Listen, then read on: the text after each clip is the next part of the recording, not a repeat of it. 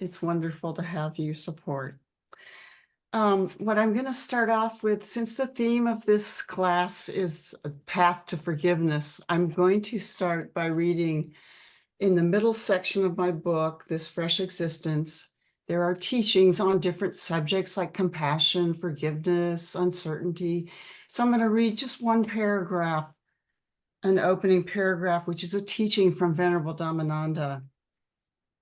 Opening our hearts to love others unconditionally is what leads us on the path to forgiveness. A mother's love is a good example of unconditional love. A mother can forgive her children no matter what they have done. Other people may judge her children for their mistakes, but a mother's love remains constant. The real question is, can you really love your enemies the way you love your children? That is the true meaning of loving kindness. Now, loving unconditionally starts by learning to forgive ourselves. So many people have difficulty forgiving themselves. How do we learn to love ourselves?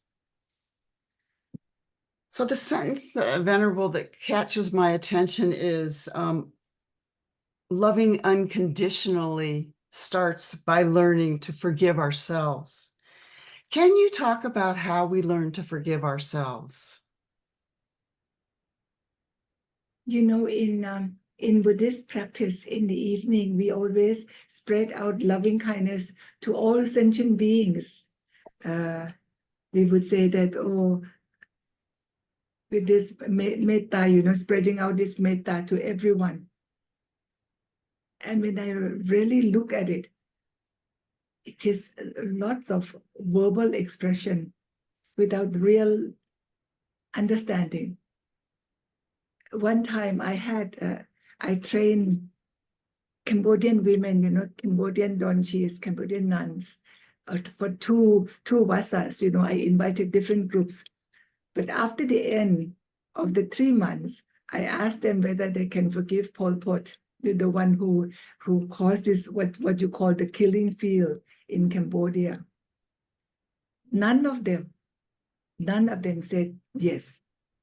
Because each one of them lost their husband, one of them lost their son, one of them lost their father, like that, you know. Even though we practiced meditation for 3 months together, even towards the end, they cannot forgive, you know. So the practice of loving kindness in Buddhism is a serious thing. It is not just a verbal, you know, I send loving kindness to all sentient beings. All sentient beings, meaning everyone alike, whether it is your son, it is your children, it is your enemy, and yourself. The guilt that we feel within us is enormous. You know, sometimes we feel that it was so shameful for what I have done, you know, it is so bad for what I have done. And we try to hide this guilt in our subconscious mind long enough, then it goes down to the unconscious mind, and it stays there. It stays there, haunting you. When it gets the right time to search up, it will search up and really give effect. So that's why it's important for meditation. During meditation, when you are really deep through your samatha concentration, through your insight meditation, that is the time when this guilt feeling of your own mistake might surge up. But if you are well balanced with your insight meditation, you could see it and like lifting up the dirt out of this. But if your mind is still not anchored, properly anchored in insight meditation, you are still hateful, you are still feeling bad about it, then that guilt becomes alive again, so to say, alive again. So it is very important that we are very sincere in our practice. Once when we are anchored in our insight meditation, when you are anchored with your insight meditation, there is no you, no I. So when you see this mistake that you have done, it could be your mistake, it could be my mistake. You see it as mistake. Mistake by sentient beings, you can forgive them. How come this mistake by you yourself, you cannot forgive? That is because we are still holding on to I, me, my mistake. That's why I could not give up, So the practice is very deep. It's very deep, but it is possible. It is possible. Yes. Thank you. Anger is a particularly challenging emotion. I know you and I have had many discussions about that, and you once gave me 3 helpful tips on how to cope with anger. Step 1 is take a deep breath. Step 2 is anchor within yourself, pause. Now the third one, try to understand the person from their point of view, to see where they stand, to see how they view the world. I understand number 1 and 2, but when I'm emotionally triggered, it's harder for me to appreciate the other person and their response. I think you point to meditation, but maybe even more general than that, how can we cope with our anger and resentments? What advice do you give to us? Step out of the battlefield. Step out of the battlefield for a time being. Go out in the garden. Look at beautiful flowers. It's changing your own perception. That helps. In order for you to be much more anchored, to be able to understand the viewpoint of the other person, try to see this particular situation that gives you so much anger from another perspective, from another point of view, but you need to have the space. Go in the garden. Maybe you will not be able to see it today, but tomorrow, day after tomorrow, give yourself time, give yourself space, and always develop this loving kindness, just like how you love your own son, just like how you love your own children. Imagine that person who angered you so much is actually your own son. Why not? I mean, that this person may not be your son in this particular life, but he might be your own son in the previous birth. We have been born again and again so often that it is possible that this person whom we are talking about could be my son in my previous birth, could be my own husband in my previous birth. When we understand things like this, you could start seeing things from his point of view, from his perspective. Sometimes it is just the opposite. How he sees things and how I see things could be just the opposite. And I would say, also. So when I said also, I really dropped that anger. And I once heard you say something kind of clever, like when you point the finger, you also point back at yourself. Could you talk about that? That 30%? Yes, often when we scold someone, you're always pointing fingers at others, but that's only one finger, But the rest of the fingers you're pointing to yourself. When you have some kind of disagreement within the family, with your husband, with your loved ones, you might be right. You might be on the right side, but I give you 30% that you are also responsible for that incident. Just think about it. Be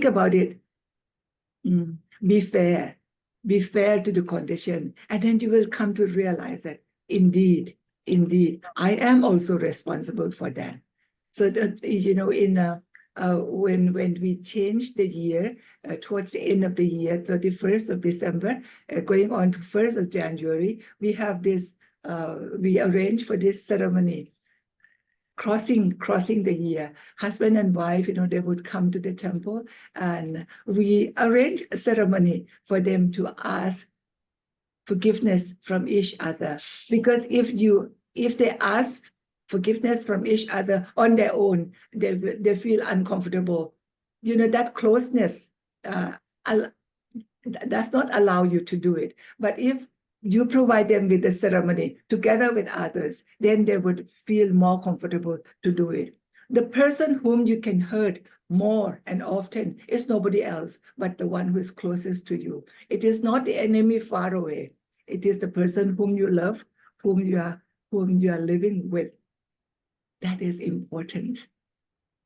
Thank you. Now, one of the clearest teachings you have helped me understand is healing the mother-daughter relationship. Can you say why this is so important and perhaps reflect on your own experience with your mother? Yes. This mother and daughter relationship is very difficult because you can have many husbands. You sever your ties with your husbands, but you cannot sever your tie from your mother, because you are from her. So if the connection between your mother and yourself is not healthy, it's hurtful. It's going to become very hurtful for a long time. So we really have to look at it properly. I get hurt when I was growing up because I came from a family. I'm the only child, and I learned that my mother wanted son. And as I was born I brought disappointment to her, for being born a girl. And often she would express herself preferring to take care of a son whom she adopted later. And I would be so hurt. But then later on, much later in life, like maybe I was already in my 40s, I happened to be in Chicago, and it was during one of the conferences that there was one person who was sharing with us her experience with her own father. And that was very moving, that her father was very harsh on her, beating up her mother, beating up her sister, and never kind in what we would have understood. Never kind to her, never kind to her mother. So, and suddenly the father left them. And for many years, it is the mother who took care of the two girls, until much, much later in life, the father appeared again. This time he's very ill. And as she took him to see the doctor, they discovered that he has a last stage of cancer. So she was taking care of him as a human being, not as a father, not so much as a father. Towards the very, very end of his life, he could not speak. But that day, he asked that the nurse not to give him the morphine so that he could actually be clear enough to speak to his daughter. And when she approached him, what he said that she could read from his lips was, "I love you." For the first time, this man actually experienced love. He himself never experienced love in his life. So therefore, his expression throughout his life was no love, no love. So it is a vicious circle that is being continued. Unless we understand that this is the vicious circle, we have to be the one who stop this vicious circle.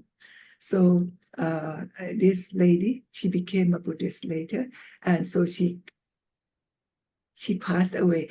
The father passed away in her own arms, and he really could look at him as her father, her loving father. And she cremated him, the way the Buddhists would do. And as a psychologist, she went back to study his own life, to realize that he himself was so ill-treated by his own mother. Then she understood. She understood this vicious circle. She understood, she forgave him, and she could actually love her father. So, when we are in difficult situation, we allow others, particularly our mother, to express herself through the difficulties that she had been through. Yes. So we need to understand this in order so that we can live happily. We cannot live happily unless the ties between you and your mother is nurtured. Thank you. And, it's many times people they have been hurt deeply by someone, and it's very difficult to forgive. It's very difficult to go through the process that you're describing. But you also talk about the harm we do to ourselves when we're directing maybe our anger, our blood pressure goes up, our frustration builds. It's a funny way of asking, how does forgiving someone who has hurt us deeply help us to heal? To realize that the person whom he can hurt you so much, it comes out, the action comes out of that kind of mental quality. And when a person is in that mental quality, we should feel sorry for him. We should feel sorry for him. And to realize that he needs loving kindness more than anyone else. So we express our loving kindness, spread our loving kindness for that person that is around us. This situation is around us all the time, and we have to be the one. If we are practicing Buddhism truly, we have to be the one to start breaking down this vicious circle. Thank you. Builds up, leads me to a question. As a Buddhist and a feminist, an activist, you've had to deal with a lot of opposition from monks and society as a whole. In your experience, what is your attitude now? And maybe it's changed from the beginning when you were so criticized early on. Maybe it hasn't. What is your attitude towards those people who criticize you? Feel sorry for them. Feel sorry for them for being so stupid. Because what I do, this is according to the Buddha's teaching. This is according to the Buddha's teaching. I can give you reference. I can give you quotation. If you go and check these quotations, this is what the Buddha said. And if you are holding on to otherwise, then you are not true Buddhist. You are not supporting Buddhism. It is the Buddha who allowed the women to be ordained, and you have to respect him. You have to fulfill his establishment. And if you say that, there are no more bhikkhunis, let them die out. Is that the way you respect the Buddha? It is the Buddha's intention to have the bhikkhunis from the very start. Please go back and read Mahaparinirvana Sutra. So I will tell them that if they are sincere in their practice towards Buddhism, they will go and check. If they are not sincere, they couldn't care less, then they are holding on to their own ego, their own pride. That is not a practice of Buddhism. So the only thing I could do is this, that's too bad for you. That's too bad for you. I feel sorry for you for being so stupid. Okay, thank you.